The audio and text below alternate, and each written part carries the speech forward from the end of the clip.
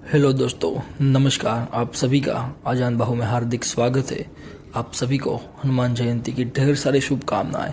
आशा करता हूं कि आप सभी में हनुमान जी जैसा ही बल, गुण और स्वामी भक्ति के गुण खिले।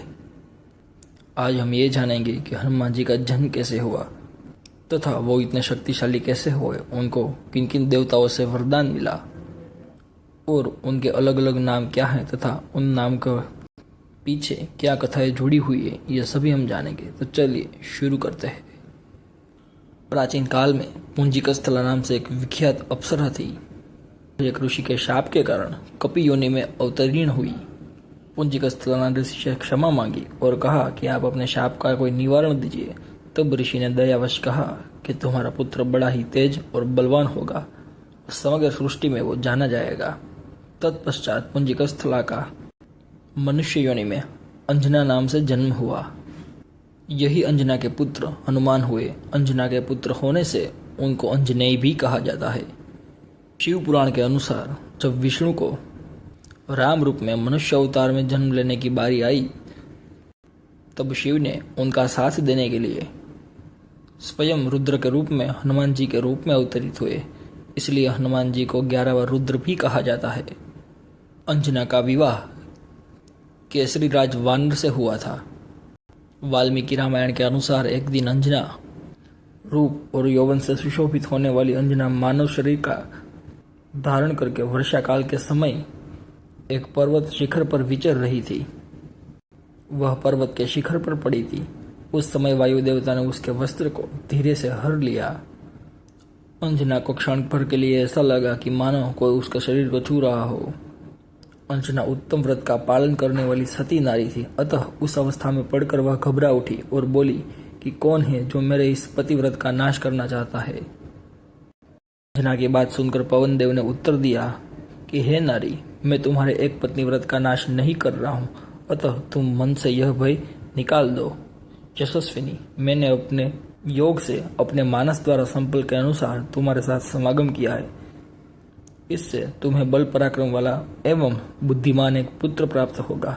वह महान धैर्यवान, महातेजस्वी, महाबली, महापरिक्रमी तथा समुद्र लांघने में मेरे जैसा ही होगा। इसके बाद अंजना ने एक गुफा में स्वयं हनुमान जी को जन्म दिया। पवन के पुत्र होने के कारण उनका नाम पवन पुत्र भी पड़ा तथा स्वयं वानर राज केसरी उनके पिता था, इसलिए उनको केसरी नंदन भी कहा जाता है। बाल्यावस्था में एक विशाल वन के अंदर सूर्य को देखकर मारुति ने समझा कि यह कोई फल है। उसे लेने के लिए वो आकाश में उड़ चले। जब वह सूर्य के पास पहुंचे तब इंद्र ने कुपित होकर उन पर वज्र का प्रहार किया।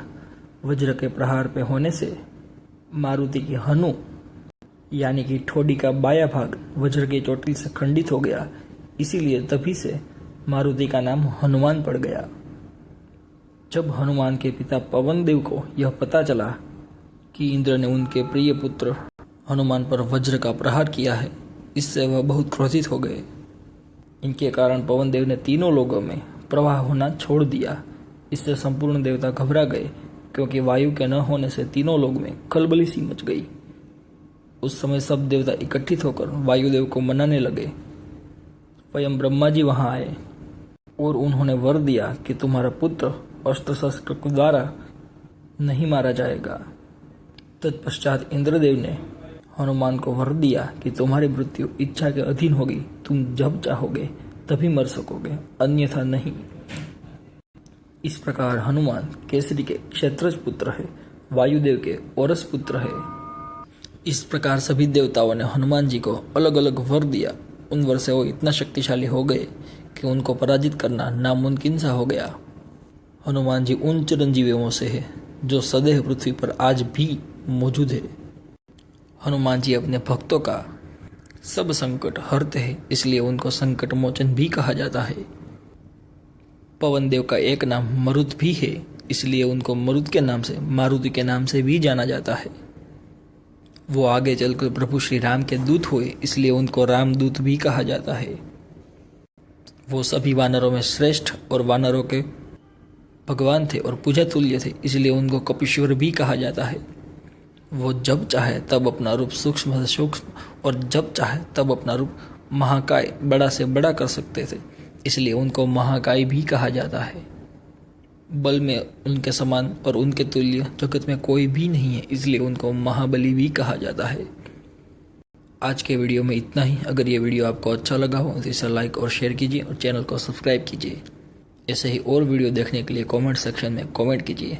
जय श्री हनुमान।